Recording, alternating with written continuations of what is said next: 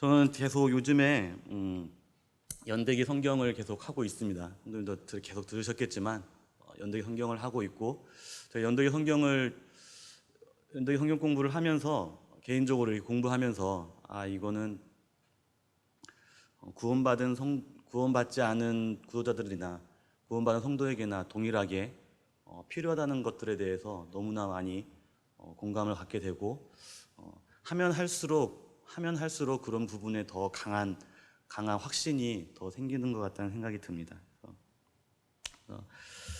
저는 저번 시간에 아담과 하와가 사단의 말을 순종함으로 인하여서 하나님의 말씀을 이제 거역하고, 하나님께서 아담을 정말 그렇게 너무 사랑하고, 그 사랑으로 인하여서 내가 너를 너무나 사랑하고 내가 너를 그렇게 사랑하는 것을 네가 인지한다면 네가 나를 사랑해 줄 수 있겠니? 이게 바로 하나님의 사랑의 방식이라고 이렇게 말씀을 드렸습니다. 그래서 그 사랑의 방식을 표현한 것이 뭐냐면 바로 선악과라고 이렇게 말씀을 드렸습니다. 하나님의 사랑은 스토킹적인 사랑이 분명히 아니라고 말씀을 드렸고, 내가 너를 사랑하지만 너는 나를 사랑할 수도 있고 사랑하지 않을 수도 있다라고 하나님께서는 그러한 조건으로 아담에게 선악과를 이렇게 보여주셨습니다. 그랬을 때 아담은 하나님의 그런 사랑을 입으면서도 어느 날 사단이 와서 그에게 어떤 여러 가지 그런 유혹을 했을 때, 네가 하나님이 너에게 모든 것을 주는 것 같냐? 하나님이 너를 정말 사랑하는 것 같냐? 하지만 하나님께서 정작 중요한 것은 너에게 주지 않는다라는 그런 유혹적인 유혹을 하면서 아담으로 하와로 하여금 하나님을 의심케 하고, 또한 하나님을 떠나려고 하는 그런 마음을 주었던 일들을 우리는 기억하고 있습니다. 그랬을 때 하와는 그 사과를 봤을 때 하나님이 말씀하신 것보다 그 뱀이 말한 것이 더 맞다라고 그 마음속으로 단정을 하게 되면서 이제는 하나님의 말씀을 듣는 것보다 이 사단의 말을 듣는 것이 더 맞다라는 것을 하와가 스스로 판단하게 되면서 그 열매를 따먹게 되었습니다.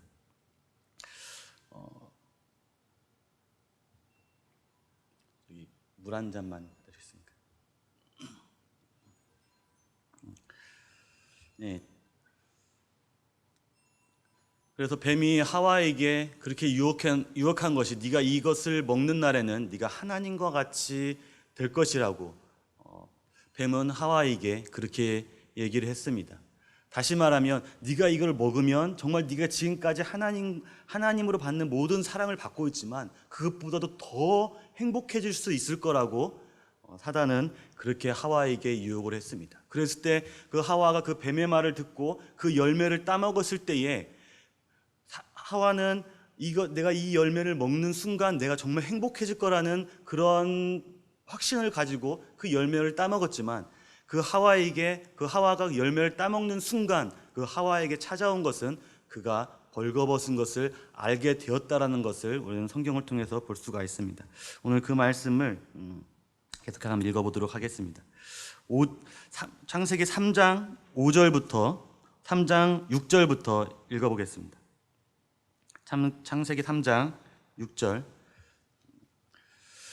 여자가 그 나무를 본즉 먹음직도 하고 보암직도 하고 지혜롭게 할 만큼 탐스럽기도 한 나무인지라 여자가 그 열매를 따먹고 자기와 함께 있는 남편에게도 주매 그도 먹은지라.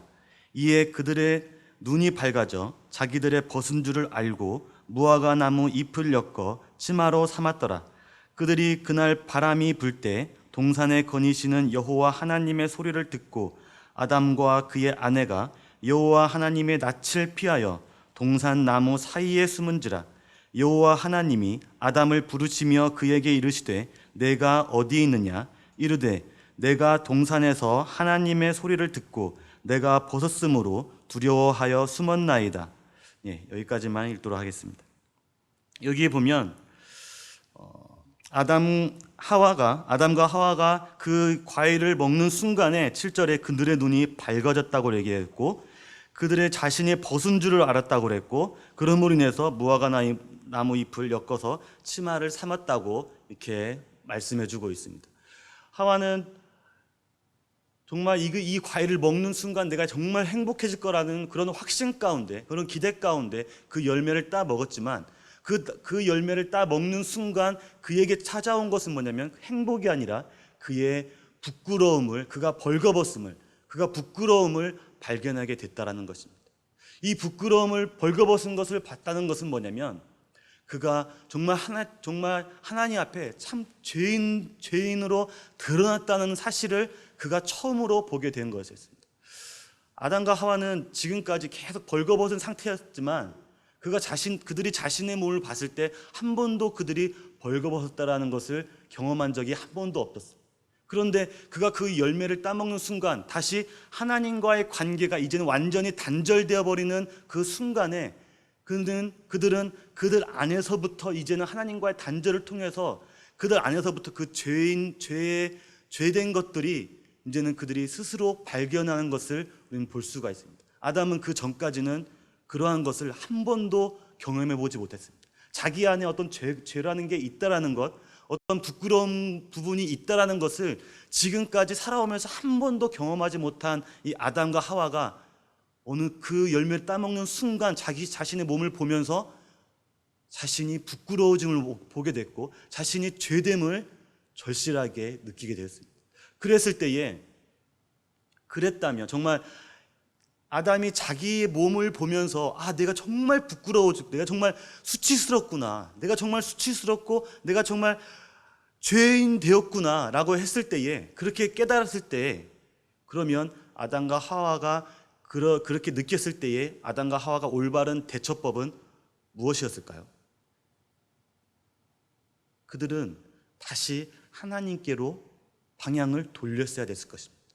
우리 전 시간에 예레미야 2장 말씀을 통하여서 인생이 두 가지 악을 행했다고 성경에는 기록하고 있습니다. 첫 번째는 생수에 근원된 하나님을 버린 것, 하나님을 떠난 것이라고 했고, 두 번째는 그들이 우물을 판 것인데 그 우물은 터진 웅덩이라고 말씀하고 있습니다. 그랬을 때 제가 전에 설명했을 때에 그들이 생수에 근원된 하나님을 떠났기 때문에 좀 시간이 지나게 되면 그들에게는 자연스럽게 갈증이 날 수밖에 없다고 말씀을 드렸습니다. 그러면 그들이 갈증을 느낄 때에 그들의 올바른 대처 방법은 다시금 하나님께로 돌이키는 것이, 하나님께로 돌아가는 것이 분명한 해결책이라고 말씀을 드렸습니다. 그런데 인생의 그 해결책은 뭐냐면 하나님께 돌아가는 것이 아니라 그들 스스로 우물을 팠다고 그랬습니다. 하나님 없음으로 말미암아 그들의 갈증이 왔는데도 불구하고 하나님께로 가지 않고 그들 스스로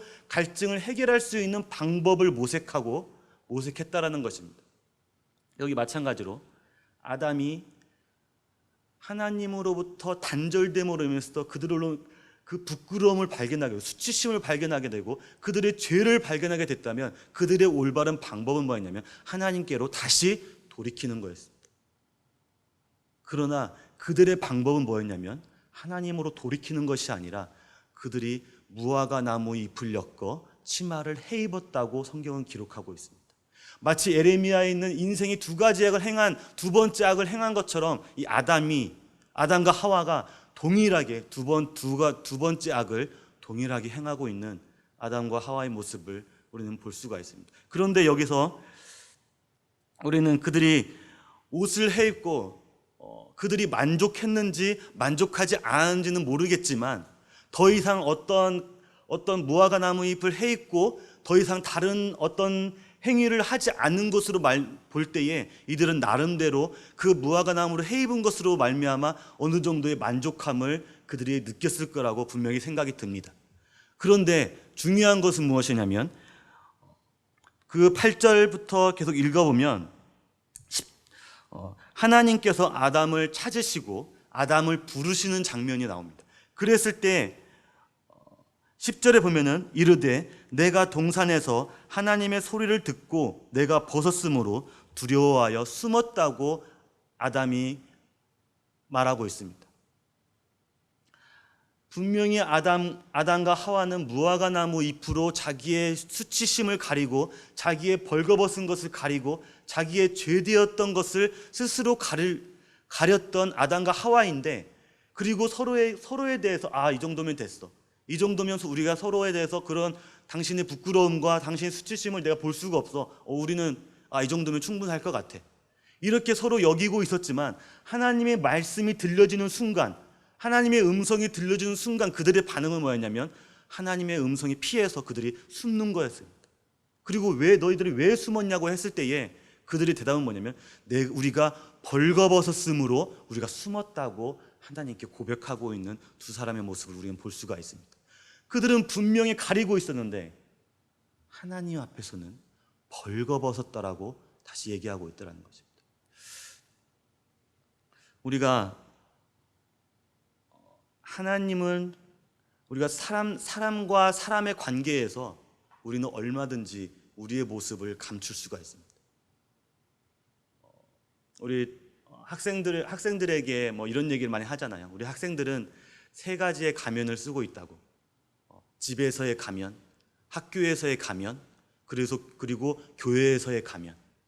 이 3가지의 가면을 우리 학생들은 쓰고 있다고 이렇게 말하고 있습니다. 그런데 학생들만 그런 가면을 쓰고 있나요? 그렇지 않잖아요. 여기 계신 모든 분들을 하기에는 그럴지 모르겠지만 많은 분들이 가면을 다 쓰고 있습니다. 교회에서의 가면, 또 내 직장에서의 가면, 그리고 내 가정에서의 그 가면, 또 다른 무리에서의 그룹에서의 그 가면을 각각 다 쓰고 있다라는 거죠.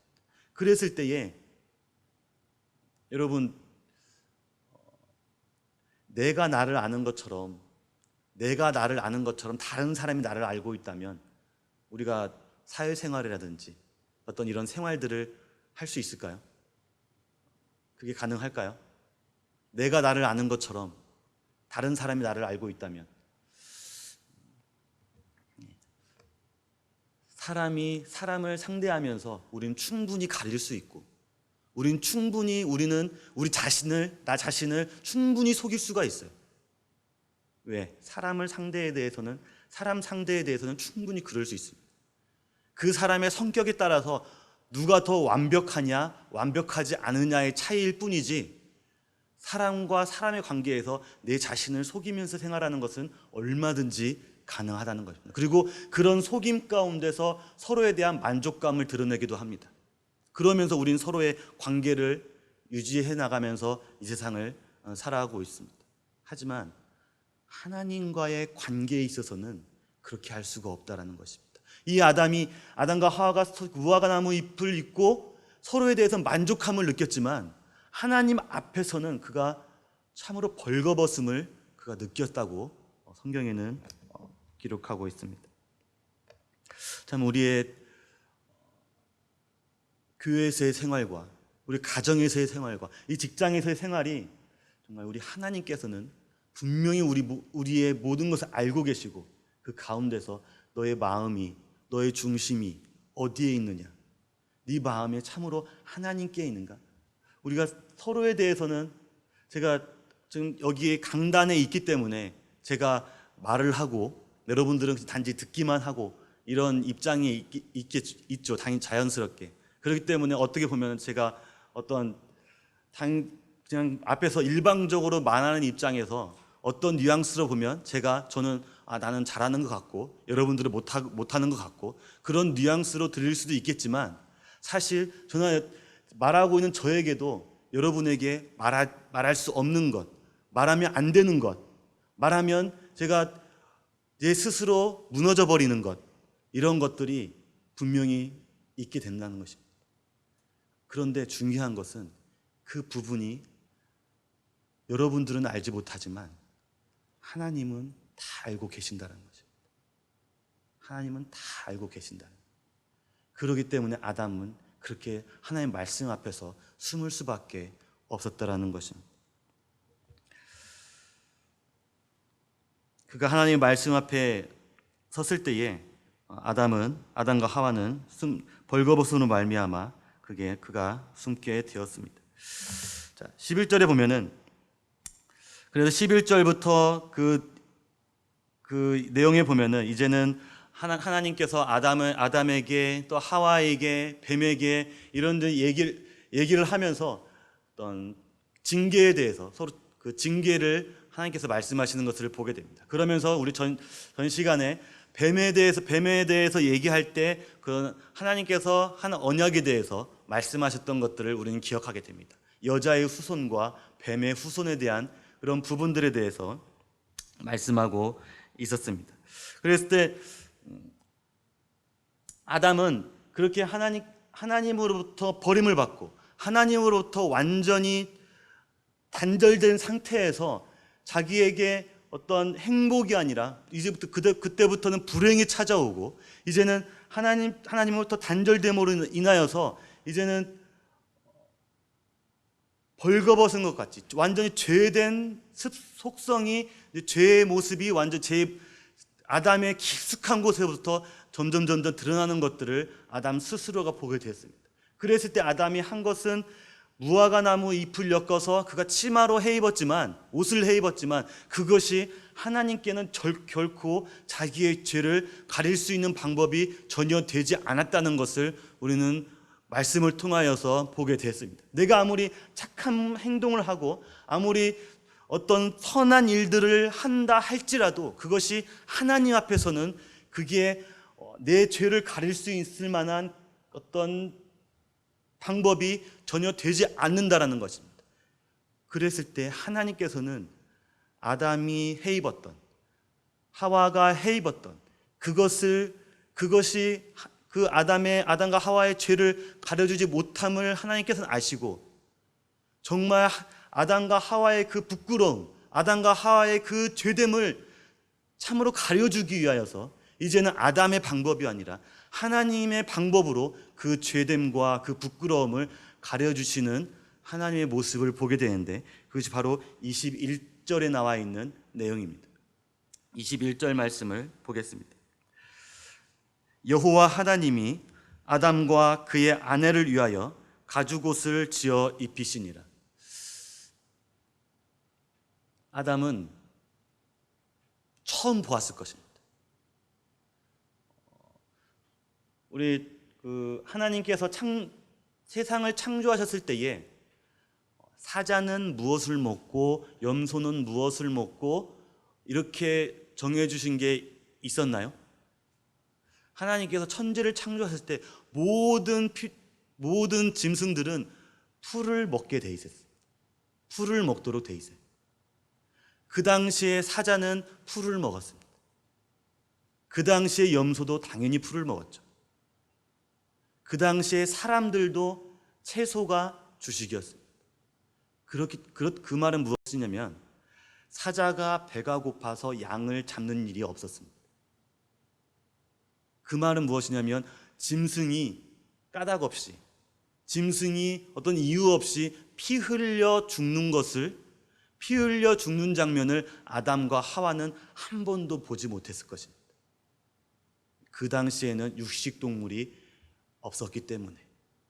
그런데 아담과 하와는 처음으로 한 짐승이 피 흘려 죽는 모습을 아담과 하와는 보게 되었습니다.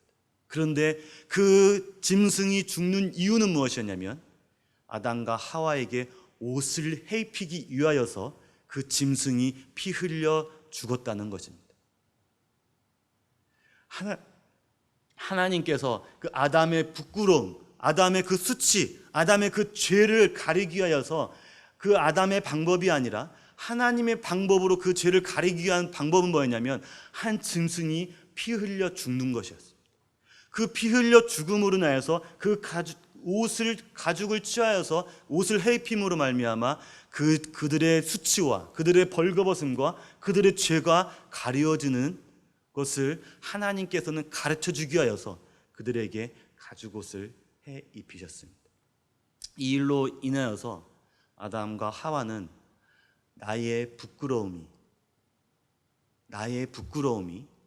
하나님 앞에 가려지기 위해서는 한 짐승이 죽어야 된다는 사실을 아담과 하와는 알게 되었을 것입니다.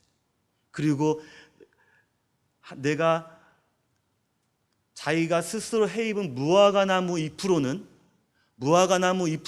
하나님의 음성이 들렸을 때 그들이 숨을 수밖에 없었지만, 이제 가죽옷을 해입은 다음부터는 하나님과의 그런 관계가 그 범죄 이전의 관계에는 미치지 못하지만 그의 숨는 일들이 발생하지 않은 것들을, 우리는 그들이 기록되지 않은 것들을 볼 수가 있습니다. 그러므로 말미암아 사람이 하나님께 나아가기 위해서는 한 짐승의 죽음으로 사람은 하나님께 나아갈 수 있는 유일한 길이라는 것을 아담과 하와는 분명히 알았을 것입니다.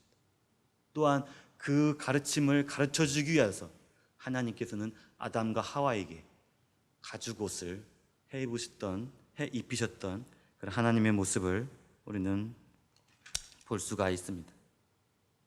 22절을 한번 볼까요?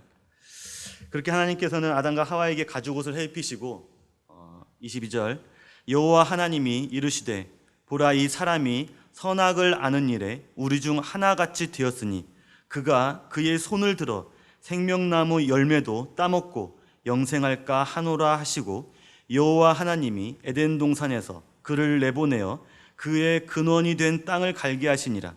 이같이 하나님이 그 사람을 쫓아내시고 에덴 동산 동쪽에 그룹들과 두루 도는 불칼을 두어 생명나무의 길을 지키게 하시니라. 생명나무의 열매를 먹지 못하게 그 길을 막으셨던 하나님의 모습을 우리는 볼 수가 있습니다.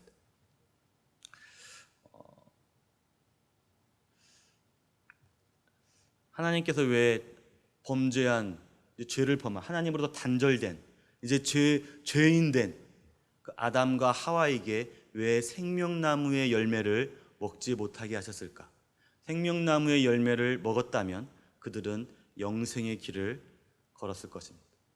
영생의 길을 걸었다면 오늘날 우리도 죽지 않는 영원한 생명에 대해서 우리도 그 영원한 생명을 소유하고 있었을 것입니다. 하지만 하나님께서는 아담과 하와에게 영원한 생명을 소유할 수 있는 그 생명나무의 열매를 결코 따먹지 못하도록 천사를 두어서 그 길을 막으셨습니다. 왜 그랬을까요? 저는 그 뒤에 보면 우리가 어느 정도 우리가 알 수 있는 부분들이 있습니다. 우리 창세기 6장에 보면은 정말 하나님께서 세상을 심판하는 그런 장면들이 이렇게 나오게 되는데요. 하나님께서 세상을 심판하는데 그 심판의 이유가 뭐냐면 세상의 죄가 관영했다고 나와 있어요. 세상의 죄가 관영했다. 세상에 포악하고 정말 죄가 관영한 세상이 되었다고 얘기하고 있습니다. 왜 그들이 죄가 관영했을까? 왜 그 시대에 모든 포악이 넘쳐났을까? 그런 생각이 들었어요. 여러분, 10살짜리 애가 죄를 짓는 것과 20살짜리 아이가 죄를 짓는 것, 또 30살짜리 성년이 죄를 짓는 것, 어느 죄가 더 규모나 그런 것들이 더 높을까요? 당연히 더 나중에 친 그 죄가 훨씬 더 높을 거라고 생각이 듭니다. 왜 그럴까요? 세상을 살아가면서 획득하는 그 지식에 따라서, 그 지혜에 따라서 그 지혜가 죄된 본성과 섞여지게 될 때 그 죄성은 더욱더 기하급수적으로 커나갈 수밖에 없다라는 것입니다. 그랬을 때에, 이 노아 시대 때에 사람들이 900살 정도를 살고 있는 그 시대 때에 그 죄의 그 노하우가 900년을 쌓여 있다면 이들의 죄의 습성은 어느 정도였을까요? 오늘날 20대 30년을 살아도 죄의 습성이 이렇게 정말 잔인하게 나타나지 않습니까? 우리 뉴스를 보게 되면.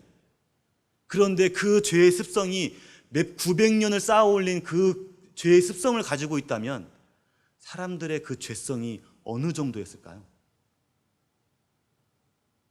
그런데 만약에 사람이 900년을 살지 않고 영원을 사는 사람이 되었다면 어떻게 되었을까요?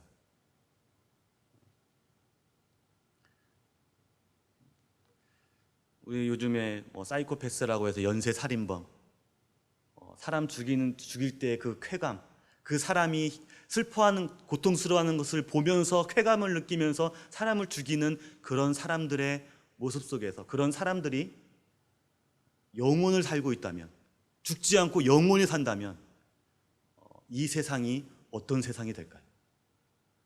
또한 이 세상이 어떤 공의로운 세상이 될 수 있을까요? 이렇게 살든 저렇게 살든 나는 영원히 살 수 있는데 공의로운 세상이 될 수 있을까요?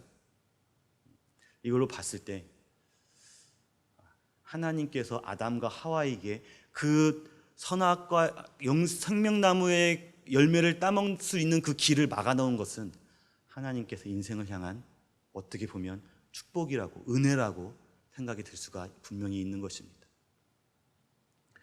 하나님께서는 이 세상 하나님께서 아담과 하와에게 생명나무의 열매를 따먹을 수 없도록 함으로 말미암아서 이제는 사람에게도 어느 정도 이제 시간이 지나면 그 죄의 습성을 오래도록 축적이 아니라 어느 정도 축적이 되면 다시 죽으면서 그 노하우가 단절됨으로 인해서 죄가 세상에 너무나 관영되지 않는 그런 하나님의 은혜라고 생각이 들어집니다.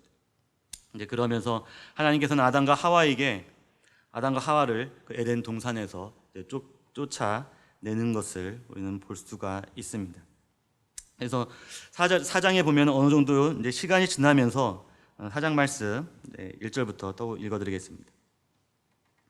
아담이 그의 아내 하와와 동침하매 하와가 임신하여 가인을 낳고 이르되 내가 여호와로 말미암아 득남하였다 하니라. 그가 또 가인의 아우 아벨을 낳았는데 아벨은 양치는 자였고 가인은 농사하는 자였더라.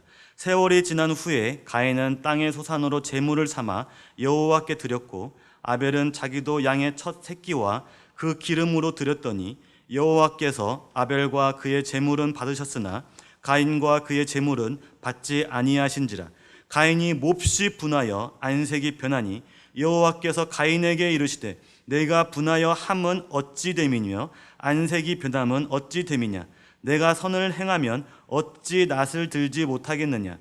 선을 행하지 아니하면 죄가 문에 엎드려 있느니라. 죄가 너를 원하나 너는 죄를 다스릴지니라. 여기까지만 듣도록 하겠습니다.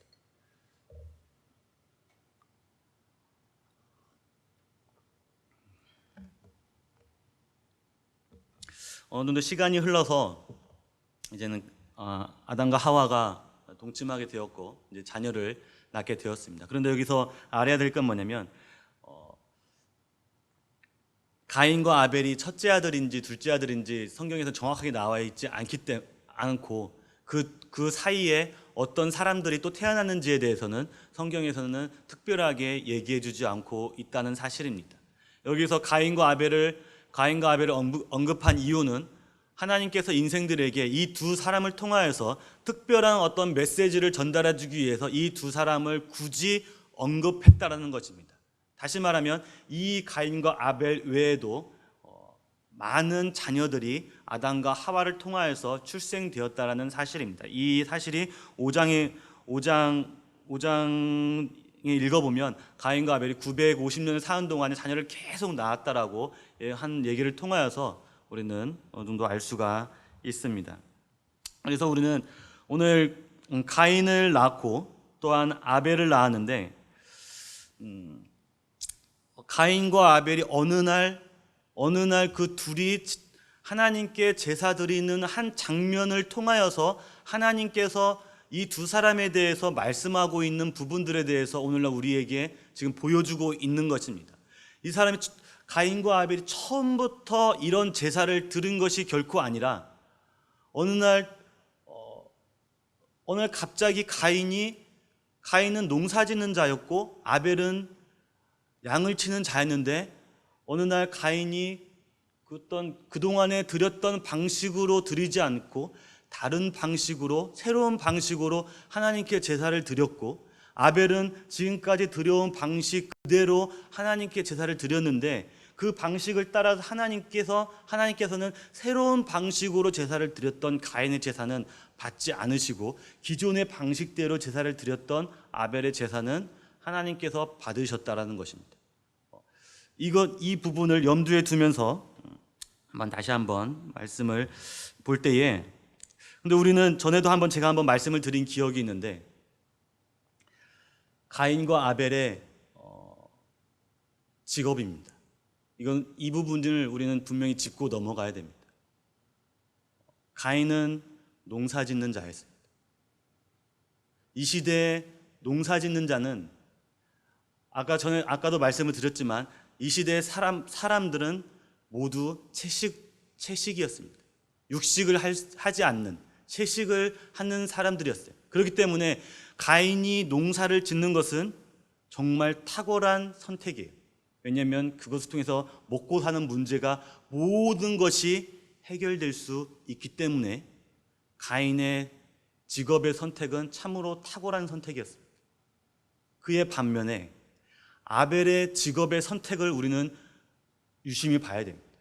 아벨은 왜 양을 치는 자가 되었을까? 다시 말해서 그는 이 시대는 육식을 하지 않는 시대였어요. 그렇기 때문에 양을 키워서 먹을 수 있는 상태가 아니었다는 것입니다. 그리고 이때는 성도님들 아시다시피 공중에 하나님께서 창조하신 그 물층이 여전히 존재함으로 인해서 온 대기가, 온 지면이 따뜻한 온실 효과와 같은 그런 따뜻한 대기 상태였습니다. 그렇기 때문에 우리가 오늘날에 우리처럼 사시사철 패션을 선도한 그런 옷도 그렇게 많이 필요하지 않는 그런 시대였습니다. 그런데 그런 시대 가운데 왜 굳이 아벨은 양을 치는 직업을 그가 택하고 있었을까? 그거는 우리가 봤을 때, 사람의 생각으로 봤을 때 아벨은 정말 어리석은 선택을 했습니다. 그의 선택은 참으로 어리석은 거예요. 그의 선택으로는 도대체가 부자가 될 수 없는 선택을 그 스스로 아무짝에도 쓸모없는 그런 선택을 아벨은 하고 있었어요. 그에 반해서 가인은 너무나 놀라운 탁월한 선택을 하고 있죠. 그 선택으로 인해서 부를 축적할 수 있는 기반을 쌓게 되었다는 것입니다. 그런데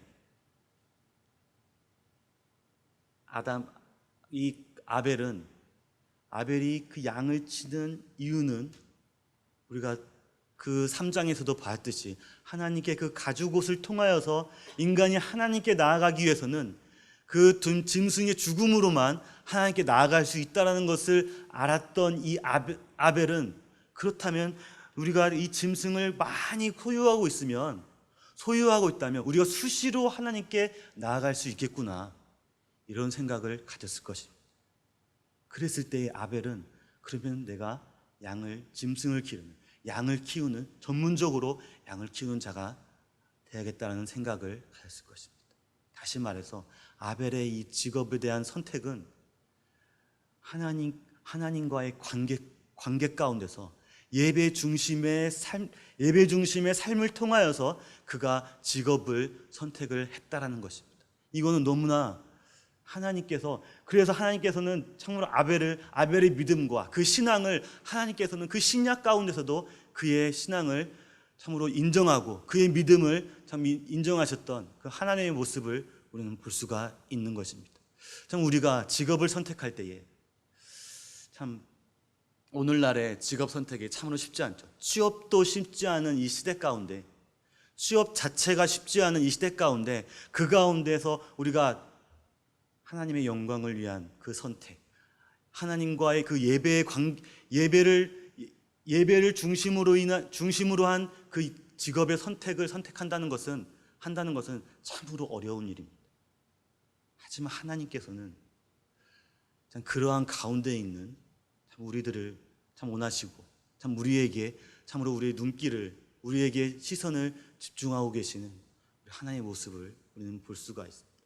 우리가 직업 선택이 어렵다고 인해서 우리가 하나님과의 예배와 상관없는 그런 직장을 구하고, 그 하나님과의 상관없이 하나님이 둘째갈 수밖에 없는 그런 직장을 택하여서 우리가 직장을 다니고 그 직업 생활을 한다면, 우리는 얼마든지 가인처럼 얼마든지 돈을 벌 수 있는 그런 여건이 조성되겠지만, 하나님께서 기다리시고 하나님께서 기뻐하시는 그런 삶이, 그런 인생이 되지 못한다는 것을 우리는 볼 수가 있는 것입니다. 그런데 여기에 가인이 어느 날,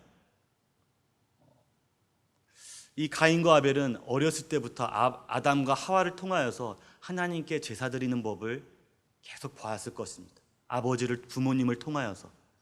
그러면서 이제 이들이 나이가 성장하면서 아버지가 제사 드리는 것을 보고 자란 이들이 어느 정도 이제 성장이 되면서, 성인이 되면서 이제는 자기 스스로 제사를 드릴 수 있을 만한 나이가 되면서, 이들은 가인은 어느 날 갑자기 이런 생각이 들었을 것입니다.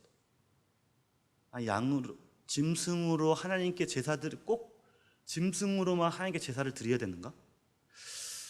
짐승으로 드릴 때는 뭔가 계속 피가 낭자하고 정말 비위생적이고 너무나 잔인하고, 참 그런 모습이 참 보기에 너무나 안 좋은데 꼭 그렇게 하나님께 제사를 드려야 되는가? 정말 내가 지금까지 1년 동안 정말 정성스럽게 가꾼 이 곡식으로 하나님께 제사 드리면 얼마나 깔끔하고, 내 정성이 더 많이 들여져 있는 이것을 보시고 하나님께서 더 기뻐하지 않으실까? 가인에게는 어느 날 갑자기 이런 생각이 들었을 것입니다.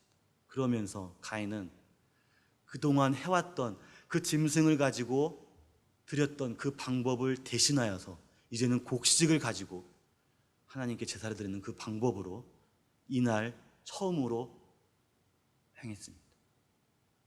그랬을 때에 하나님께서는 이 가인의 제사를 받지 않으셨던 하나님의 모습을 우리는 볼 수가 있습니다. 하나님은 계속해서 인생이 하나님께 나아가려면 한 짐승의 피를 가지고야만이, 짐승의 죽음을 가지고야만이 하나님께 나아갈 수 있다라고 하나님께서는 계속 우리에게 말씀하고 계십니다. 그랬을 때 가인은 하나님께서 자기의 제물을 받지 않았다면 가인은 어떤 마음을 가졌을까요? 내가 드려진 제사 방법이 잘못됐구나. 다시 짐승을 가지고, 다음부터는 짐승을 가지고 예전에 했던 것처럼, 지금까지 해온 것처럼 짐승을 가지고 다시 제사를 드려야지, 이런 마음을 먹어야 되지 않겠습니까? 그런데 가인은 그렇게 하지 않았습니다. 내가 이렇게 정성 들여서 하나님께 드린 것을 하나님이 받지 않았다고? 그 생각이 들면서 가인은 오히려 그 안에 분노가 치밀었습니다.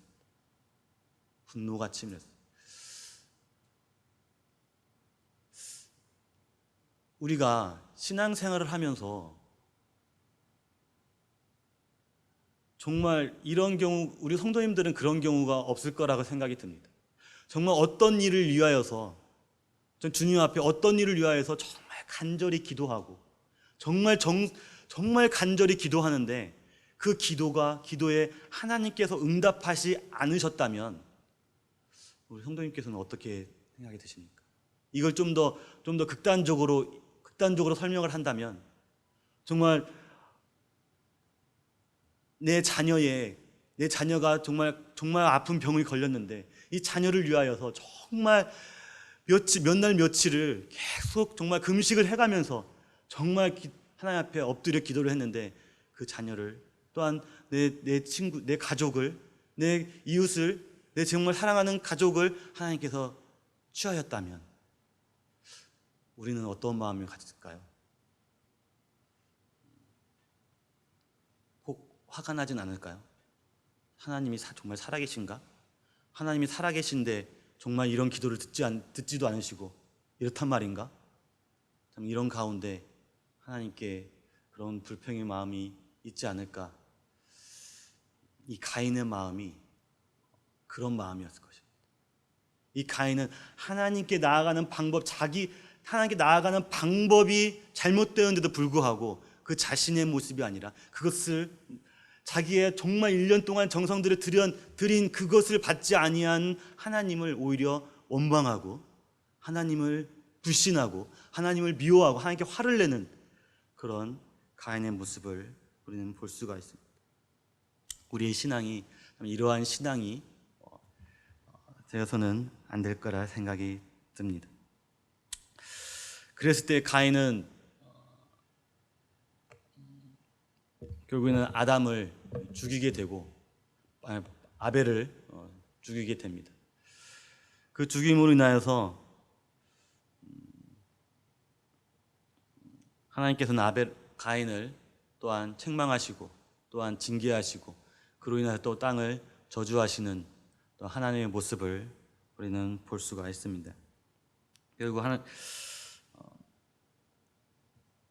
아벨의 모습이 이 가인의 모습이 참 하나님을 떠난 이 세상 사람들의 또한 모습과 또한 그리스도 안에 있으면서도 또 하나님 앞에 온전한 모습으로 올바른 모습으로 나아가지 못하고 있는 또한 우리의 모습의 일부분을 또한 조명해주고 있는 그러한 모습들을 또한 우리가 볼 수가 있습니다.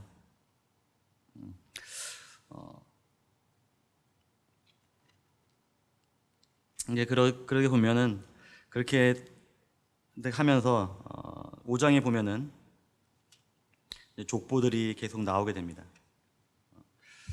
족보들이 나오게 되는데 이 시대에는 참 생명나무 열매를 먹지 않았음에도 불구하고 사람들이 평균 거의 900년을 이렇게 살았던 시대였습니다. 평균 900년을. 그래서 전에 한번 들었는지 모르겠는데 이 시대에 이제 요즘에는 이제 그 창조과학이라는 게 너무 많이 발전이 돼서 창조과학 측면에서 이 시대에 왜 사람들이 오래 살았을까라는 것들을 이렇게 얘기를 해줍니다.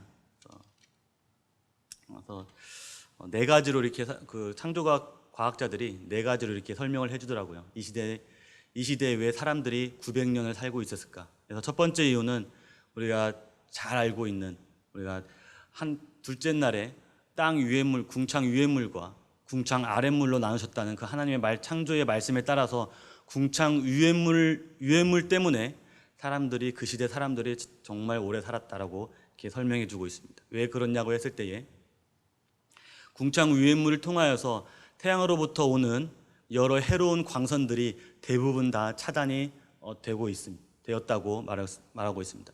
이 태양으로부터는 사람에게 이로운 빛과 대표적인 게 원적외 선을 말하겠죠. 원적외 선은 사람들에게 되게 이롭고 건강하게 하는 그런 빛이잖아요. 그런 빛들에 대해서는 그 물층을 자연스럽게 통과를 합니다. 왜 그건 장파인데 그 파동이 되게 긴 장파였는데 그러한 빛들은 물층을 별 어려움 없이 통과를 합니다. 그런데 우리가 그 병원에 가서 찌는 그 X선이라든지 우리가 자외선 차단제를 바르는 그 선크림을 바르고 있는 그 자외선, 그리고 또한 감마선, 이러한 것들은 극초단파인데 이러한 것들이 사람에게 쏘여지게 되면 사람의 수명이 사람의 세포가 파괴가 되고 수명이 되게 단축이 많이 됩니다. 그런데 이런 단파들은 그 물층에 대부분 다 걸러지게 됩니다. 물층을 통과하지 못하고 다 걸러지게 됩니다.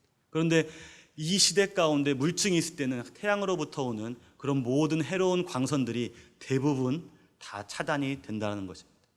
그리고 두 가지 이유는 지구의 자기장입니다. 우리가 그 나침판을 놓으면은 N극과 S극으로 이렇게 나눠지고 있잖아요.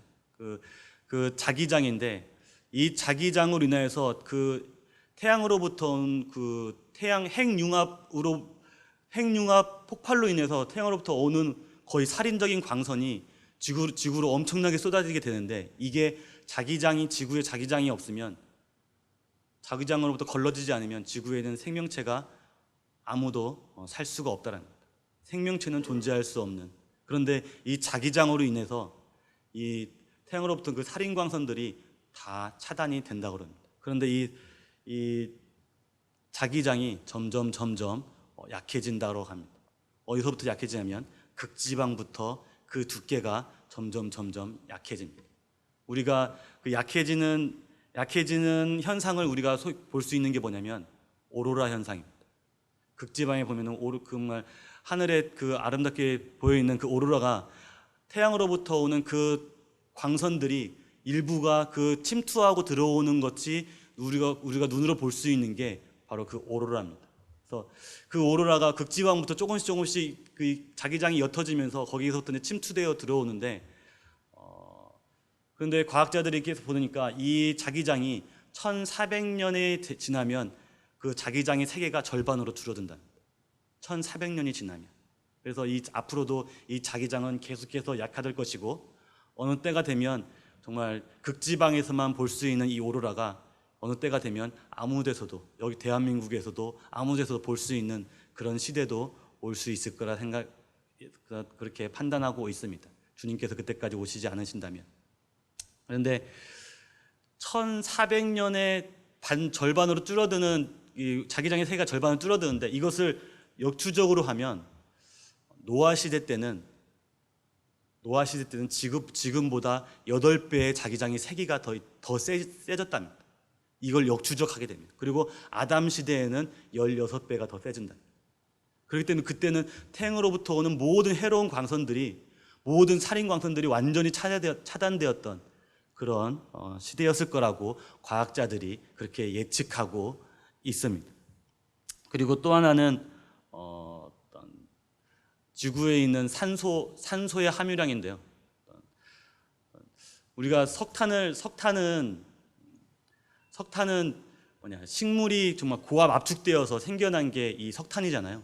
묻혀서 고압으로 압축되어 있는 게 석탄이고, 짐승이 땅에 묻혀서 고압 압축되어서 생겨난 게 석유고, 그 나무들이 묻힌 게 그 석탄인데, 지금 생산되는 석탄량을 볼 때, 또 매장량의 석탄량을 볼 때, 이 석탄량은 지금 현존하는 지구에 있는 나무량으로는 도저히 이 석탄량이 도저히 나올 수가 없다라는 것입니다. 어느 정도 돼야만 이 정도의 석탄이 나오냐면, 지금보다 100배 정도는 나무의 숲의 양이 100배 정도는 더 있어야만이 이 석탄의 양이 나올 수가 있다라는 것입니다. 그랬을 때에 지금의 100배가 되기 위해서는 지금 땅에 있는 영토로만은 다 충분하지가 않다라고 합니다. 지금은 땅이 20%, 바다가 80% 이렇게 되는데, 땅이 80% 이상은 돼야 된다고 얘기하고 있습니다. 과학자들의 말에. 땅이 80% 이상은 돼야 되고 바다가 한 20% 정도 돼야만이, 거기에서 또 나무가 이렇게 충만하게 있어야만이 거기에서 이 정도의 석탄량이 존재한다고 과학자들은 얘기하고 있습니다. 네. 우리가 노아의 홍수 이전에는 그 물층이 지구로 다 떨어지기 전에는 그 지구에 얼마만큼의 땅에, 지금은 땅에 20대 80이지만 하늘에 물층이 쏟아지기 전까지 육지와 바다에 어느 정도 비율이었는지 우리는 정확하게는 알 수 없지만, 지금의 20과 80은 결코 아니었을 겁니다. 육지의 비율이 훨씬 많았을 것입니다. 그리고 마지막에는 어떤 10년 전에 한 논문에 보니까 50년 전의 사과 하나가 지금의 그 영양소를 오늘날 우리가 섭취하려면 오늘날 우리가 사과를 몇 개를 먹어야 되는가, 이것을 논문으로 어느 학자가 발표를 했는데, 10년 전에 50년 전 사과 한 개의 영양소는 지금의 26개를 먹어야 그 50년 전의 사과의 영양소를 우리가 섭취할 수 있다라고 그렇게 얘기하고 있습니다. 근데 그것을 우리가 아까도 말한 역추적으로 이렇게 가다 보면 그 당시에 어떤 과일에 속해 있는 그 영양소의 함유량이라든지 그러한 것들을 우리가 어느 정도는 짐작할 수 있다라는 것입니다. 정말 정말 땅이 계속 오염이 되고 거기서 계속 영양소를 계속 식물들이 계속 흡수해 가면서 땅의 기력이 점점 쇠약해지고 약해지면서 거기에는 영양소들이 점점 없어져 가고 있는데, 이러한 것들을 역추적하게 되면 그 아담 당시 그 당시에 그 과일 속에 함유되어 있는 영양소가 어느 정도 될지는 우리가 어느 정도 알 수가 있다는 겁니다. 그래서 사람에게 해로운 것들이 전혀 존재하지 않는 그런 시대 가운데, 그리고 모든 과일을 통해서 섭취할 수 있는 모든 영양소들이 정말 풍부했던 그 세상 가운데서 사람들이 오래 살 수 있다라는 것은 어떻게 보면 정말 과언이 어떤 거짓말 같은 그런 일이 아니라고 얘기하고 있습니다. 오늘날 과학자들에서도 정말 영혼을 추구하고 있는 사람들이, 그런 사람들에게 영양소가 완전하게 축적이 된다면 그렇게 영원히 살 수도 있다라고 추측을 하고 있는데, 하나님께서 그 시대에 그런 시대 가운데 사람들이 그 정도의 삶을 살았다는 것입니다. 그래서 오늘은 가인과 아벨의 부분을 그런 것을 통하여서 하나님께서 계속해서 우리에게 말씀하고 주는 것은, 사람이 하나님께 나아가기 위해서는 분명히 짐승의 피를 가지고 분명히 나가야 될 것들에 대해서 말씀해주고 있습니다. 오늘 이 말씀을 통하여서 우리가 또한 하나님께 참 예배를 드리는 그 부분까지 우리가 생각할 수 있는 시간이 되었으면 좋겠다는 생각이 듭니다. 그러면 기도하고 말씀 마치도록 하겠습니다.